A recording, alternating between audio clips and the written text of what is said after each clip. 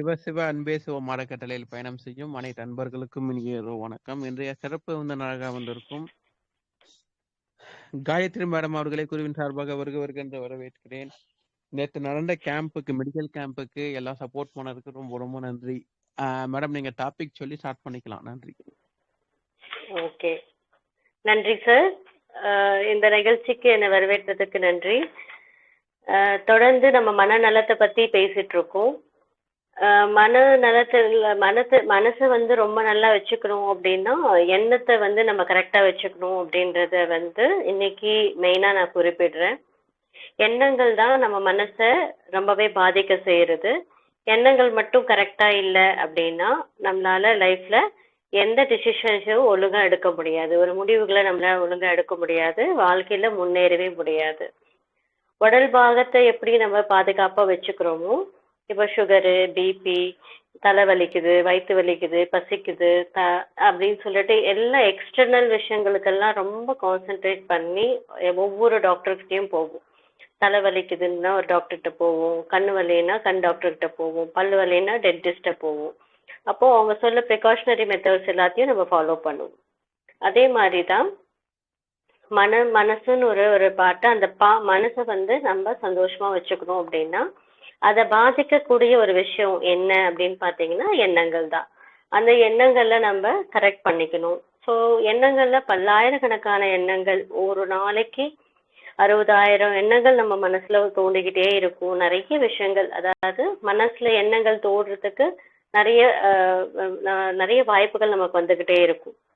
கண்ணால பாக்குறோம், காதால கேட்குறோம், இந்த மாதிரி விஷயங்கள்ல நமக்கு எண்ணங்கள் உருவாகிட்டே போயிட்டே இருக்கும். அப்போ எல்லா எண்ணங்கள் இம்பார்ட்டன்ட் தான். எல்லாத்தையும் நம்ம ஞாபகம் வச்சுக்க முடியுமா? எப்படி நம்ம வந்து அதை சரி பண்ணிக்கிறது, எது நல்ல எண்ணம் எது கெட்டது அப்படின்றத எப்படி நம்ம தெரிஞ்சுக்க முடியும் அப்படின்றது தான் இன்னைக்கு நம்ம பார்க்க போறோம். அதாவது எந்த எண்ணம், எல்லா எண்ணமும் நம்ம மனசுக்குள்ளதான் தோணுது. அப்போ எண்ணங்கள் மெயினா தோன்றதுக்கு காரணம் ஏதோ நமக்கு பாஸ்ட்ல கிடைச்ச ஒரு எக்ஸ்பீரியன்ஸ், நமக்கு நடந்து முடிஞ்ச விஷயங்கள் ஏதோ கஷ்டமா இருந்திருக்கும், நம்ம மனசை ரொம்ப பாதிக்க செஞ்சிருக்கும், நம்ம லைஃப்ல மிகப்பெரிய ட்ராஜடியை ஏற்படுத்திருக்கும். அதையே நினைச்சுக்கிட்டே இருந்தா நம்ம லைஃபை முன்னேற முடியுமா? ஸோ இதனால பின் விளைவுகள் தான் ரொம்ப அதிகமா வந்துட்டு இருக்கும். ஸோ அப்போ நம்ம மனசை ஒரு மனுஷ மாதிரி அதை ட்ரீட் பண்ணி, இந்த எண்ணம் இந்த சமயத்துல நமக்கு தேவையில்லை, இது நடந்து முடிஞ்சு போச்சு, இதை பத்தி எல்லாம் நம்ம திங்க் பண்ணக்கூடாது, இது தேவையற்ற ஒரு எண்ணம் அப்படின்னு சொல்லிட்டு ஒரு தாட், ஒரு எண்ணம் வரும்போது அந்த திங்கிங்கை அதிகமா, அது யோசனைகளை அதிகமா நம்ம அதை இன்க்ரீஸ் பண்ணிக்கிட்டே போய்க்குது. அதை ஓவர் திங்கிங் சொல்லுவாங்க இல்லையா? ஒரு எண்ணம் வரும், அந்த எண்ணம் வந்துட்டு பின்னாடி அது இப்படி இருக்குமோ, அது அப்படி இருக்குமோ, இதனாலதான் இப்படி ஆச்சோ, எனக்கு இப்படி நடந்திருந்தா நல்லா இருந்திருக்குமோ அப்படின்னு சொல்லி நடந்த எந்த விஷயத்த நம்ம யோசிக்கிறதுனாலையும் இப்படி எல்லாம் ஆயிடுச்சே நான் என்ன பண்ணுவேன் அப்படின்னு நீங்க புலம்பிட்டு இருக்கிறதுனாலையும் எந்த பலனுமே இல்லாத அந்த ஒரு விஷயத்த யோசனை பண்ணி அதை பெருசா எடுத்துட்டு போயிடுறீங்க. ஸோ இதனால என்ன ஆகும் அப்படின்னா நேரம் விரயமாகும், தூக்கம் வராது, மனக்கவலை அதிகமாகும், உங்களுக்கு ஸ்ட்ரெஸ் அதிகமாயிடும். அந்த ஸ்ட்ரெஸ் அதிகமாக டிப்ரெஷன், மனநோய்க்கு ஆளாகுவீங்க. தொடர்ந்து நீங்க 2 வாரம் 3 வாரம் இப்படியே யோசனை பண்ணிட்டு இருந்தீங்கன்னா நீங்க ஒரு மனநோயாளி. ஸோ இப்படிப்பட்ட விஷயத்த நம்ம செய்யணுமா? அப்போ நமக்கு வர தாட்ஸை எது நல்லது எது வேண்டாம் அப்படின்னு நம்ம முடிவு பண்ணலாம்ல. இப்ப நமக்கு சாப்பாடே கொடுக்குறாங்க, சாப்பிட்றதுக்கு கொடுக்குறாங்க, நமக்கு இப்போ ட்ரெஸ், போட்டுக்க ட்ரெஸ்ஸு, எதுவா இருந்தாலும் ஒரு டிசிஷன் பண்றோம்ல, நமக்கு இது வேணுமா வேண்டாமா அப்படின்னு சொல்லிட்டு. ஸோ அந்த மாதிரி தான் இந்த எண்ணம், இது வேண்டாம். ஸோ இப்போ எண்ணத்தை நான் வந்து திங்க் பண்ணக்கூடாது, இந்த இடத்துல நான் இதை ஸ்டாப் பண்ணிடணும், இதை யோசிக்கிறத நான் நிறுத்திட்டு எனக்கு இப்போ என்ன வேணுமோ அது தான் நான் பண்ணணும். அப்போ இதுக்கு என்ன சொல்லுவோம் அப்படின்னு பார்த்தீங்கன்னா ஸ்ட்ரெயிட் திங்கிங். ஸ்ட்ரெயிட்டா ஒரு விஷயத்த கான்சென்ட்ரேட் பண்றது. இன்னைக்கு நான் இதை மட்டும் தான் செய்ய போறேன். அதாவது ஸ்ட்ரெயிட்டா நான் வந்து இன்னைக்கு பேங்க் போகணும், பேங்க்ல போய் என்னோட பேங்க்ல அக்கௌண்ட் ஓபன் பண்ணணும், இதுதான் என்னுடைய தாட். ஸோ அங்க பேங்க்குக்கு போனா கூட்டமா இருக்குமோ, எனக்கு அக்கௌண்ட் பண்ண முடியுமா முடியாதா, எப்படி போறது, யாருமே எனக்கு அங்க தெரியவங்க இருக்க மாட்டாங்களே, எனக்கு யாரான துணைக்கு வேணும், யாரான வந்தா என்னால பேங்க்குக்கு போக முடியும், இப்படின்றத அடுக்கிக்கிட்டே போறது திங்கிங். அதாவது உங்களுடைய பேஸ் தாட் என்ன, ஒரு பேங்க்ல போய் அக்கௌண்ட் ஓபன் பண்ணும் அப்படின்றது தான். அதை விட்டுட்டு அப்போ அதை சார்ந்து பேங்க் அக்கௌண்ட் ஓபன் பண்றதுக்கு என்னென்ன டாக்குமெண்ட்ஸ் வேணுமோ அதை நீங்க ரெடி பண்ணிக்கிட்டு பேங்க்குக்கு போக வேண்டியது தானே. அதை விட்டுட்டு பேங்க்குக்கு போனா ஓபன் பண்ண முடியுமா முடியாதோ, யார் எனக்கு கூட வருவாங்க, தனியா போறதுக்கு எனக்கு பயமா இருக்கு எப்படின்னு அடிஷ்னல் தாட்ஸை வந்து ஒரு எண்ணத்துக்கு நிறைய திங்கிங்ஸை கொண்டு கொண்டு போய் சேர்க்குறீங்க இல்லையா. இது தேவையற்ற பயம், தேவையற்ற திங்கிங்ஸ். இதெல்லாம் இதுக்கெல்லாம் இம்பார்ட்டன்ஸ் கொடுத்தீங்க அப்படின்னா பேங்க்ல போய் அக்கௌண்ட் ஓபன் பண்ற அந்த வேலையே நடக்காம போயிடும்.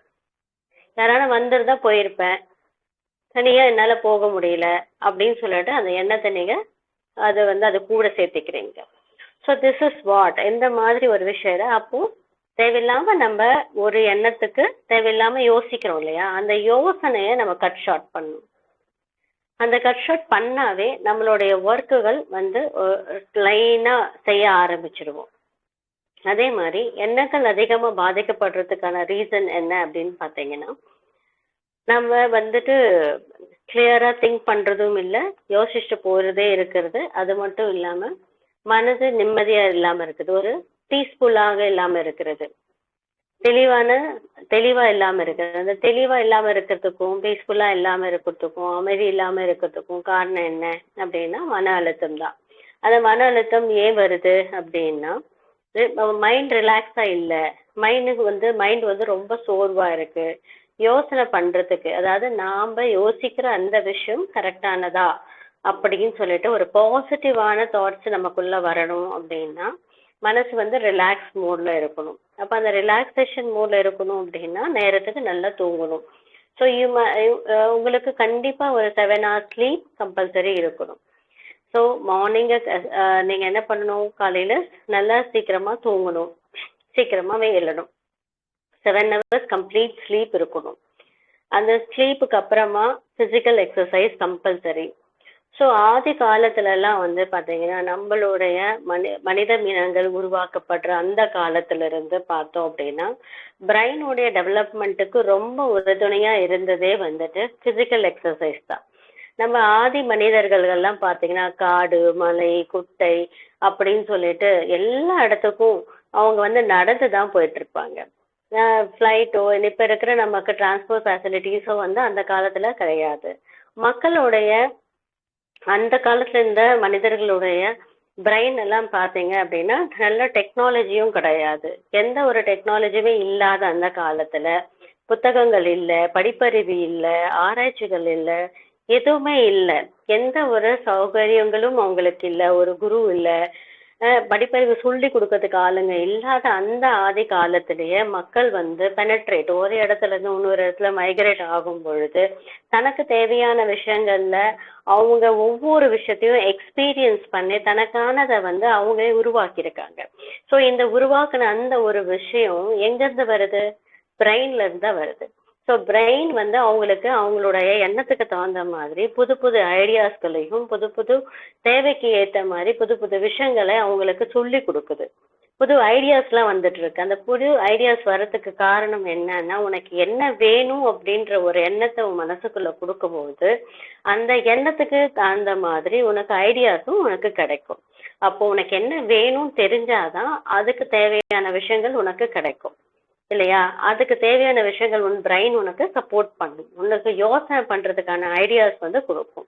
அந்த யோசனை பண்றதுக்கு ஐடியாஸ் உனக்கு பிரெயின் கொடுக்கணும் அப்படின்னா உன் பிரெயினுக்கு தொடர்ந்து எக்ஸசைஸ் ரொம்ப முக்கியம். தொடர்ந்து எப்போ எக்ஸசைஸ் எப்படி கொடுக்க முடியும் அப்படின்னா, எக்ஸசைஸ் வந்து அவங்க வந்து அந்த காலத்துல வந்து இப்ப கொடுக்குற மாதிரி ஜிம்முக்கு போறதோ வாக் பண்றதோ அப்படிலாம் ஒன்றும் கிடையாது. அப்ப என்ன பண்ணிட்டு இருந்தாங்க, நடந்துகிட்டே இருந்தாங்க. ஸ்டிமுலேட் அவங்க பண்ணிட்டு இருந்த வேலை என்னன்னா தொடர்ந்து நடந்துட்டே இருப்பாங்க. தொடர்ந்து ஒரு நாளைக்கு கிட்டத்தட்ட ஜென்ஸா இருந்தாங்கன்னா 20 கிலோமீட்டர் வரைக்கும் நடப்பாங்க. அதே லேடிஸா இருந்தாங்கன்னா 10 கிலோமீட்டர் வரைக்கும் நடப்பாங்க. ஸோ தொடர்ந்து நம்ம வந்து டெய்லி ஒரு 10 கிலோமீட்டர் நடக்கிறது அப்படின்றது வந்து நார்மலான ஒரு விஷயம். இப்படி பண்ணும்போது பாடி செல்ஸ் எல்லாமே வந்து ஆக்டிவேட் ஆகி நியூரோன்ஸ் எல்லாம் வந்து பிரெயின்ல இருக்கிற அந்த நியூரோன்ஸ் வந்து ஆக்டிவா இருக்கும். நமக்கு புது புது ஐடியாஸ் வந்து கொடுத்துக்கிட்டே இருக்கும். நிறைய அறிவு வளரும். அதுக்கப்புறம் நம்மளால தெளிவா யோசிக்க முடியும். நமக்கு என்ன வேணும் அப்படின்னு நம்ம நினைக்கிறோம் இல்லையா, நமக்கு என்ன வேணுமோ அந்த விஷயத்துக்கான உறுதுணையான தாட்ஸ்கள் எண்ணங்கள் எல்லாம் நமக்கு வரும். இப்போ பாடி வந்து நமக்கு வந்து எக்ஸசைஸ் மூலியமா தான் நம்ம பிரெயின் வந்து நமக்கு ஸ்டிமுலேட் பண்ணி நம்ம பிரெயின்ஸ்க்கு வந்து ஆக்சிஜன் சப்ளை ஆகி நம்ம பிரெயின் வந்து சீராக யோசிக்கிறதுக்கான திறனை நமக்கு பெறுது. ஸோ இது வந்து என்ன சொல்ல வரேன் அப்படின்னா, ஆதி காலத்துல இருந்து மனுஷங்கள் வாழ தொடர்ந்த காலத்திலேயே வந்துட்டு மனிதன் இனம் வந்து ஒரு இடத்துல செடமெண்ட்ரி லிவிங் பீங்ஸ் அப்படின்னு சொல்லுவாங்க. உட்கார்ந்து வேலை செய்யற ஆட்கள் கிடையாது. தொடர்ந்து நடமாடி கொண்டு இருந்த மனிதர்கள் தான். அப்போ நமக்கு 24 மணி நேரம் இப்போ உட்காந்துக்கிட்டே லேப்டாப் பாக்குறது, ஒர்க் ஃப்ரம் ஹோம் பண்றது, டீச்சர்ஸ், அப்புறம் ஆஃபீஸ்ல ஒர்க் பண்றவங்க எல்லாம் பாத்தீங்க அப்படின்னா மெயினா வந்துட்டு ரொம்ப ட்ரெஸ்ஸான ஒரு அட்மாஸ்பியர்ல தான் அவங்க வந்து வாழ்ந்துட்டு இருக்காங்க. உட்காந்துட்டே இருந்தோம் அப்படின்னா நம்ம பாடிக்கு வந்து மூமெண்ட்ஸ் கிடைக்காது, கான்சன்ட்ரேஷன் பவர் வந்து அதிகமா கிடைக்காது, ஸோ தெளிவின்மை இருக்கும். அப்போ என்ன பண்ணணும் அப்படின்னா அடிக்கடி பாடிக்கு மொபைலைசேஷன்ஸ் ரொம்ப முக்கியம். அப்போ ஸ்கூல்ஸ் எல்லாம் நீங்க பார்த்துருக்கீங்களா, ஸ்கூல்ஸ்லேயே என்ன பண்ணியிருப்பாங்க, ஒரு 3 பீரியடுக்கு அப்புறமா ஒரு பிரேக் கொடுத்துருப்பாங்க. அப்போ பாடி ரிலாக்ஸ் ஆகும். அதே மாதிரி கேம்ஸ் பீரியட் இருக்கும். கேம்ஸ் பீரியட்ல வந்து குழந்தைகள் விளையாடுறதுனால அவங்க மைண்டு வந்து ரொம்பவே ஆக்டிவா ஒர்க் பண்ணும். அதே மாதிரி பிரெயின்ல எவ்வளோ அளவுக்கு நம்ம ஆக்டிவா வச்சுக்கிறோமோ அந்த அளவுக்கு வந்துட்டு எக்ஸசைஸ் தான் நமக்கு ஆக்டிவா வச்சுக்கிறது யூஸ் ஆகும். அதே வயசானவங்களா இருந்தா என்னால எப்படி எக்ஸசைஸ் பண்றது அப்படின்னு சொல்லுவீங்க. அப்போ வயசானவங்களை வந்து என்ன சொல்லலாம்னா யூ கேன் வாக், நீங்க வந்து நடக்கலாம். நடந்ததும் உங்களோட பாடி நல்லாவே வந்து ஸ்ட்ராங்கா இருக்கும், மசில்ஸ் நல்லா பில்ட் ஆகும். அதே மாதிரி உங்களுக்கு நோய் நொடி இல்லாம ஜாயின்ஸ் பெயின்ஸ் எதுவும் இல்லாம உங்களால இருக்க முடியும். ஸோ இதை வந்து நீங்க ப்ராக்டிக்கலாவே தொடர்ந்து இப்பதான் நான் 70s இருக்கேன், 80s இருக்கேன் அப்படின்னா என்னால முடியும், என் உடம்பு நல்லா இருக்கணும், நான் நல்லா இருக்கணும் நம்பி நீங்க வந்து வாக் பண்ண ஆரம்பிச்சாவே உங்க பாடி சப்போர்ட் பண்ண ஆரம்பிச்சிடும். ஓகேவா? அதே மாதிரி இது வந்து நம்மளுடைய லைஃபோடைய ஸ்டைலா நம்ம மாத்திக்கணும். அதாவது எக்ஸசைஸ் வந்து ரொம்ப முக்கியமான ஒரு விஷயம். அதே மாதிரி ஜும்பா எக்ஸசைஸ், ஆரோபிக்ஸ் இதெல்லாம் வந்து நம்மளுடைய ஹார்ட்டுக்கு ரொம்ப முக்கியம். ஸோ ஒரு பிரெயினோட செல்ஸை நல்லா ஸ்டிமுலேட் பண்ணி ரொம்ப ஆக்டிவா வச்சுக்கக்கூடிய ஹெவியான எக்ஸசைசஸ், அப்புறம் வாக்கிங்கு, யோகா, இது அப்புறம் மெடிடேஷன், பிரீத்திங் ப்ராக்டிசஸ், இது எல்லாமே வந்து பிரெயினை நல்லா வச்சுக்கிறதுக்கான பயிற்சிகள். இதை வந்து லைஃப் ஸ்கில்ஸ், நம்ம லைஃபுக்கு தேவையான முக்கியமான ஒரு விஷயங்கள். நல்லா படுத்து தூங்குறது, அந்த மாதிரி நம்ம இருக்கோம் இல்லையா, அந்த தூங்க தர நேரத்தையும் டிசிப்ளினா நம்ம மாற்றணும். அது மட்டும் இல்லாம எக்ஸசைஸ் பண்றதையும் ஒரு பார்ட் ஆஃப் தி லைஃபா வச்சுக்கணும். ஸ்லீப், நல்லா தூங்கணும், நல்ல சத்தான ஆகாரங்களை நம்ம எடுத்துக்கணும், நல்ல ப்ரோட்டீன்ஸை வந்து நம்ம பாடிக்கு கொடுக்கணும். ஸோ இது ஒரு மஷின் தான். அந்த மஷினை இயக்கக்கூடிய பார்ட்ஸுக்கு என்னென்ன விஷயங்கள் கொடுக்கணுமோ அப்படி கொடுத்தாதான் இந்த மனித இனத்தை வந்து நம்ம வந்து கரெக்டா வந்து செயல்படுத்த முடியும். 70 வயசுல நம்மளால ஆக்டிவா இருக்க முடியாது. 60 வயசு ஆயிடுச்சு, எனக்கு ஞாபக மறதி வருது, அல்சைமர் இருக்கு, இப்பெல்லாம் எதுவுமே எனக்கு ஞாபகமா வச்சுக்கவே முடிய மாட்டேங்குது அப்படின்னு சொன்னா இது வந்து ஆக்சுவலா இது வந்து உங்களோட பிரமை தான். வயசாயிட்டா நமக்கு ஞாபகம் வச்சுக்க முடியாதுன்ற கிடையாது. இது எதனால இப்படி ஆகுது அப்படின்னா நீங்க பிசிக்கல் மூமெண்ட்ஸ் வந்து கொடுக்கறதே இல்லை.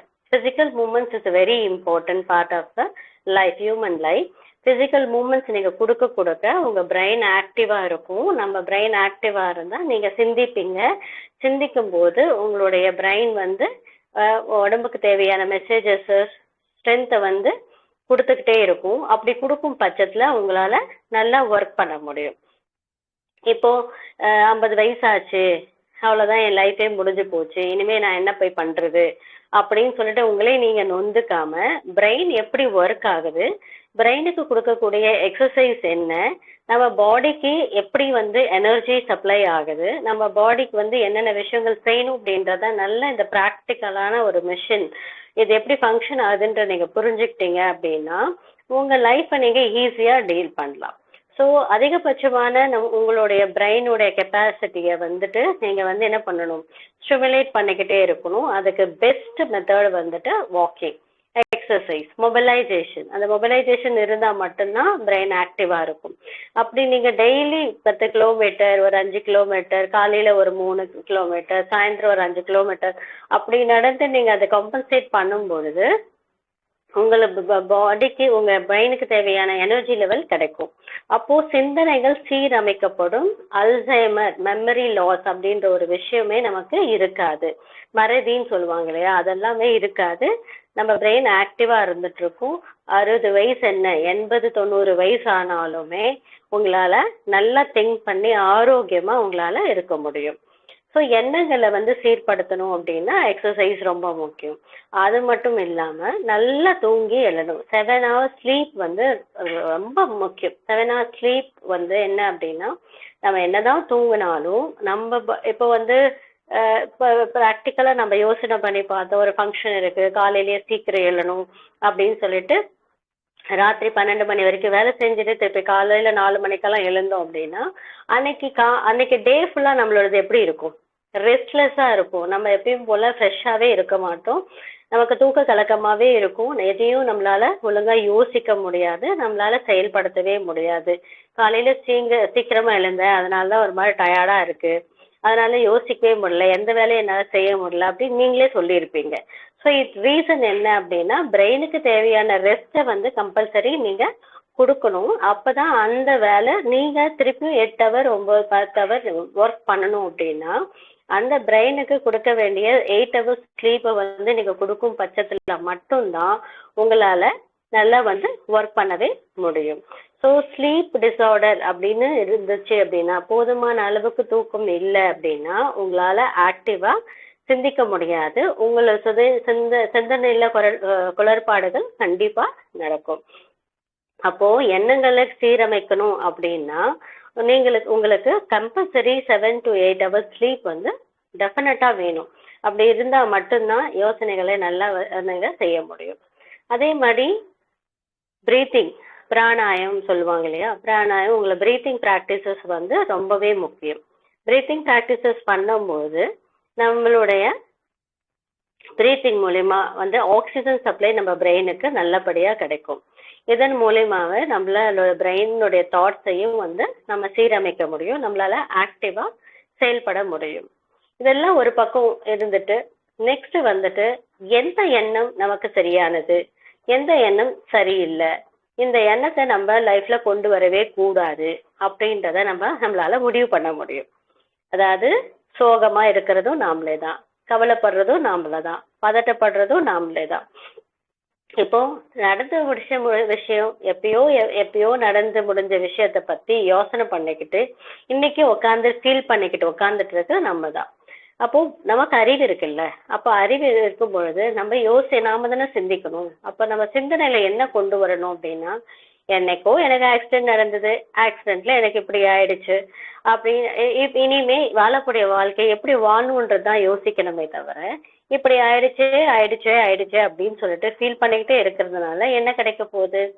அப்போ யாரோ ஒருத்தர் உங்களுக்கு இப்படி ஒரு அறிவுரையை சொல்றதை விட நீங்க உங்களுக்கே நீங்க சொல்லிக்கலாம், இப்போ நடந்துருச்சு, இப்போ என் லைஃப்பை நான் மாத்திக்கணும், என்னோட லைஃப் ஸ்டைலை நான் மாத்திக்கணும்.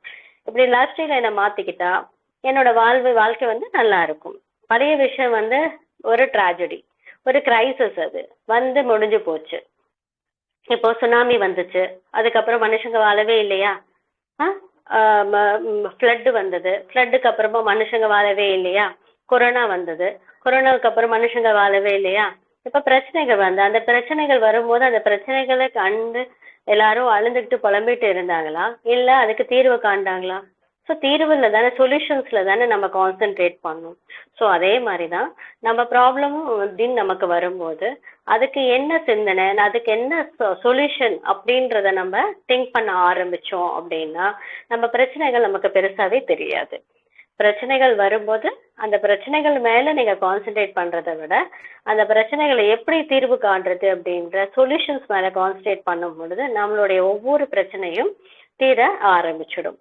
ஸோ நீங்க வந்துட்டு ஒரு லிஸ்ட் அவுட் கூட பண்ணலாம்.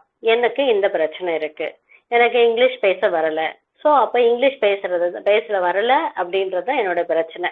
அப்படி எனக்கு இங்கிலீஷ் பேச வந்தா எனக்கு ஒரு நல்ல வேலை கிடைக்கும், வேலை கிடைக்கிறது மூலியமா என்னால் நல்லா சம்பாதிக்க முடியும்.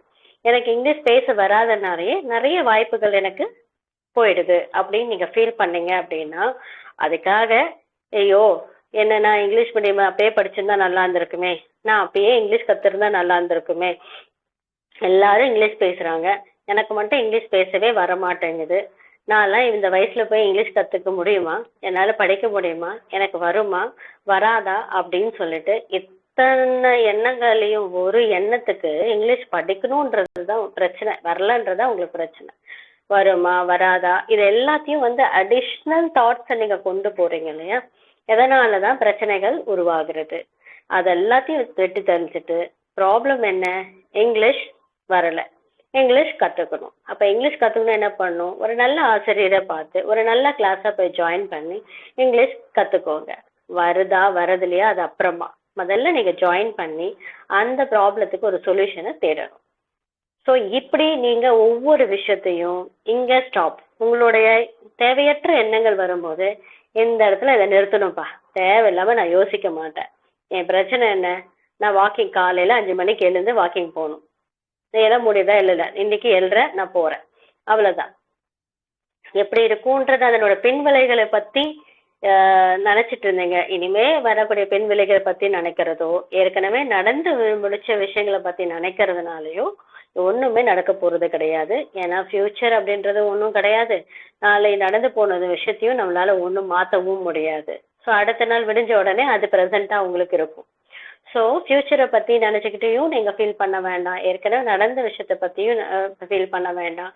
இப்போ என்ன பண்ணணும் அப்படின்றத நீங்க யோசிச்சு செயல்படணும்.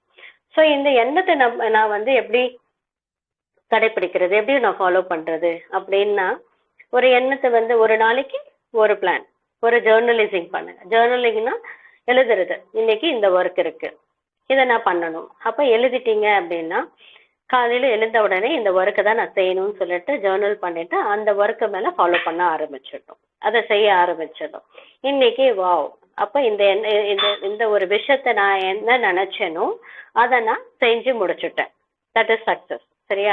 அப்படி ஒவ்வொரு விஷயத்தையும் நீங்க நினைச்ச விஷயத்த ஒவ்வொன்றா சக்சஸ் பண்ண நீங்க ஆரம்பிக்கிறதன் படி உங்களோட எண்ணத்தை எப்படி செயல்படுத்தணும், எப்படி நம்ம கரெக்ட் பண்ணணும் அப்படின்ற விஷயத்த நீங்க உங்களால தெரிஞ்சுக்க முடியும். ஸோ தாட்ஸ்க்கு வந்து நீங்க கொடுக்க வேண்டியது என்ன, அதே மாதிரி கிளியரா திங்க் பண்ணும். எப்படி கிளியரா திங்க் பண்ணும், என்ன வேணும் அப்படின்றது உங்களுக்கு தெரிஞ்சா மட்டும்தான் நீங்க திங்க் பண்ணவே முடியும். என்ன ஒரு டார்கெட்டே இல்லை, ஒரு கோலே இல்லை அப்படின்னா அதை எப்படி நம்மளால அச்சீவ் பண்ண முடியாது இல்லையா? அப்போ நமக்கு என்ன வேணும் அப்படின்றத கரெக்டா நம்ம திங்க் பண்ணிட்டோம் அப்படின்னா நம்மளால அந்த விஷயத்த அடையறதுக்கான முயற்சிகள் மட்டும் எடுத்தா போதும். நமக்கு நம்மளுடைய பாடி, நம்மளுடைய மனசு எல்லாமே நமக்கு அதுக்கான சப்போர்ட்டிவ் ஃபிகரா இருந்து நமக்கு அது நல்லாவே சப்போர்ட் பண்ணி கொடுக்கும். ஸோ எண்ணங்களை நீங்க கரெக்ட் பண்ண கத்துக்கிட்டாவே போதும், லைஃப்ல நம்ம முன்னேறதுக்கான வழியை நமக்கு வகுத்து கொடுக்கும். சரியா? ஸோ அப்போ கரெக்டா தூங்குறது, எக்ஸசைஸ் பண்றது, மெடிடேஷன் பண்றது, பிரீத்திங் ப்ராக்டிஸ் பண்றது, அதை விட ரொம்ப முக்கியமான விஷயம் புது புது விஷயத்த நம்ம கத்துக்கிறது. பிரெயின் வந்து எப்பயுமே வயிற்றுக்கு எப்படி பசிக்குதும் இல்லையா, வயிறு வந்து பசிக்கும், 3 வேளையும் நம்ம சாப்பிட்டுட்டே இருக்கோம். அது மட்டும் இல்லாம நடுவுல நொறுக்கு தீனி வேற, ஸ்நாக்ஸ் பிரேக்ஸ் வேற, இது எல்லாமே நம்ம வயிற்றுக்கு கொடுத்துக்கிட்டே இருக்கும். சரியா? அந்த மாதிரி நம்மளோட பிரெயினுமே வந்து 24 மணி நேரம் அது ஃபங்க்ஷன் ஆகிட்டே தான் இருக்கும். தூங்கும் போது நம்ம பிரெயின் ஒர்க் பண்ணாமலாம் இல்லை, அது ஒர்க் பண்ணிட்டு தான் இருக்கும். அதுக்கும் ஆக்சிஜன் சப்ளை தேவைப்படுது. அப்போ அதுக்கு தேவையான வேலையை நம்ம வந்து என்ன பண்ணிட்டு இருக்கோம், பிரெயினுக்கு கொடுக்க வேண்டிய எனர்ஜி லெவலை கொடுத்துக்கிட்டே இருக்கும். அப்போ பிரெயின் செயல்படணும் அப்படின்னா அப்போ நம்மளுடைய நாலேஜை டெவலப் பண்ணிக்கணும். நாலேஜ் டெவலப் பண்றதுக்கு என்ன பண்ணலாம், புக்ஸ் ரீட் பண்ணலாம், படிக்கணும். படிக்கணும், புது புது ஸ்கில்ஸை கற்றுக்கணும், அறிவை வளர்த்துக்கணும். நம்ம ஸ்கில்ஸ் வந்து ஒவ்வொரு விஷயம் செய்யும் போது நம்மளோட அறிவுத்திறன் வளர்ந்துக்கிட்டே இருக்கும். அதன் மூலயமா தான் நம்ம பிரெயினை ஆக்டிவாக வச்சுக்க முடியும். புது புது ஸ்கில்ஸ்னா ஒரு சிலருக்கு டிராயிங் பண்ணுறதுக்கு பிடிக்கும், பாட்டு பாடுறதுக்கு பிடிக்கும், அதுக்கப்புறம் பெயிண்டிங் பண்ணுற பிடிக்கும், டைலரிங், என்னென்ன நிறைய விஷயங்கள், குக்கிங் பண்ணுறது அப்படின்னு சொல்லிட்டு நிறைய ஸ்கில்ஸை வந்து நம்ம டெவலப் பண்ணிக்கலாம். அதே மாதிரி பிரெயினை நல்லா ஸ்டிமுலேட் பண்ணுறதுக்கு ரொம்ப விஷயம். எல்லாருமே பார்த்தீங்கன்னா most of the people right hand habits உள்ளவங்களா இருப்பாங்க. ரைட் ஹேண்டை தான் அதிகமாக பயன்படுத்துவாங்க. ஸோ நம்ம பிரெயினில் நம்ம 2 மூளைகள் இருக்கு. அது வந்து left brain and right brain. இப்போ நீங்கள் ரைட் ஹேண்டை அதிகமாக யூஸ் பண்ணால் உங்களோட லெஃப்ட் பிரெயின் தான் உங்களுக்கு ஸ்டிமுலேட் ஆகி அது சப்போர்ட் பண்ணிட்டு இருக்கும். அப்போது நீங்கள் லெஃப்ட் ஹேண்டை யூஸ் பண்ணால் தான் ரைட் பிரெயின் உங்களுக்கு ஆக்டிவாக இருக்கும். அப்போ அதுவும் அது ஆக்டிவேட் பண்ணும் அப்படின்னா லாஜிக்கல் அண்ட் கிரியேட்டிவ். ஸோ லாஜிக்கல்னால் ஏன், எதுக்கு, எப்படி, இது இப்படியே வந்தது அப்படியே வந்ததுன்றது லாஜிக்கலாக திங்க் பண்ணுவாங்க இல்லையா? ஸோ அந்த மாதிரி விஷயங்கள் நமக்கு அதிகமாக இருக்கும். கிரியேட்டிவிட்டின்னு பார்த்தோம் அப்படின்னா நீங்கள் வந்து ட்ராயிங்கு,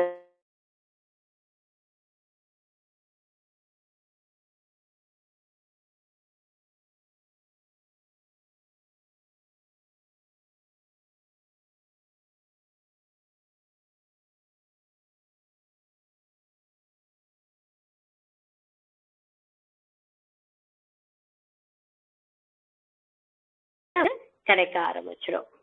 ஸோ அது மட்டும் இல்லாமல் நெக்ஸ்ட் வந்துட்டு உங்கள் பிரெயினை வந்து இன்னும் ஆக்டிவ்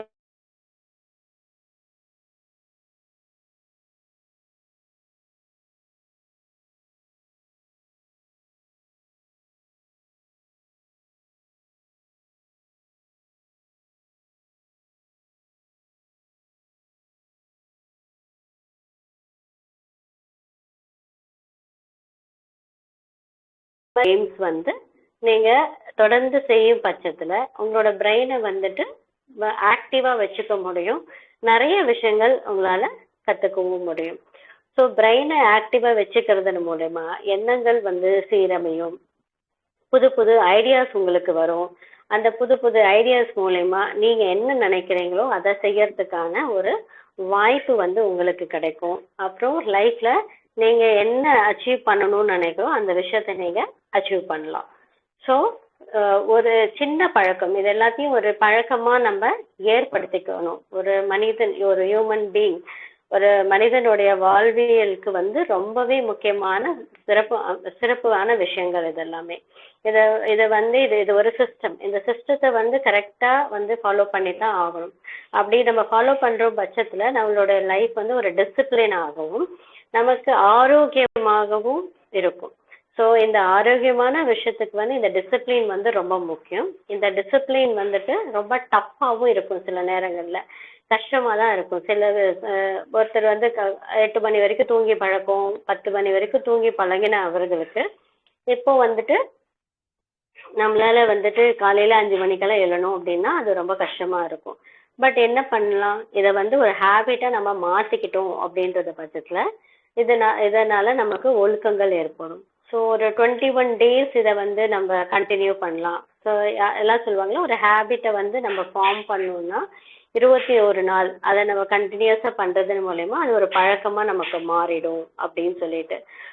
ஒரு 21 நாள் அப்படி இல்லைனாலும் 21 நாள் மட்டும் இல்லாமல் ஒரு 90 days அதை நம்ம வந்து தொடர்ந்து செய்யறதன் மூலமாக நம்மளால வந்து என்ன பண்ண முடியும், அந்த பழக்கத்தை வந்து அது நம்மளோட டெய்லி லைஃபோட கனெக்ட் ஆகிடும்.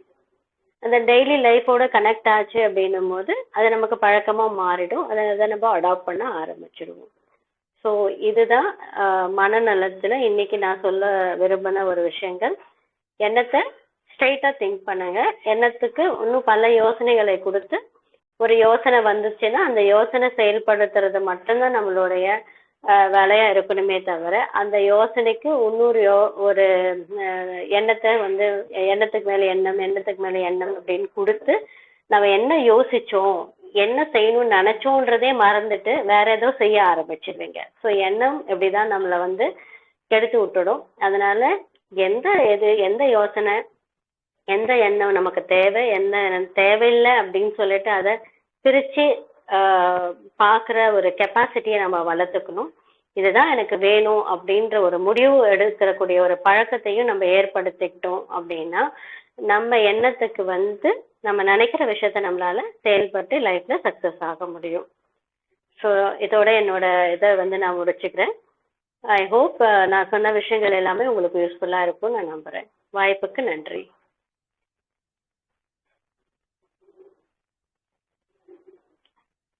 சார்.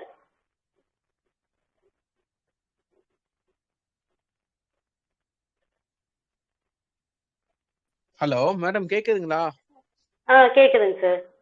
முடிச்சுக்கலாம் மேடம். Thank you so much. ஆக்சுவலா நல்லா இருந்தது, நிறைய விஷயம் பேசிருந்தீங்க.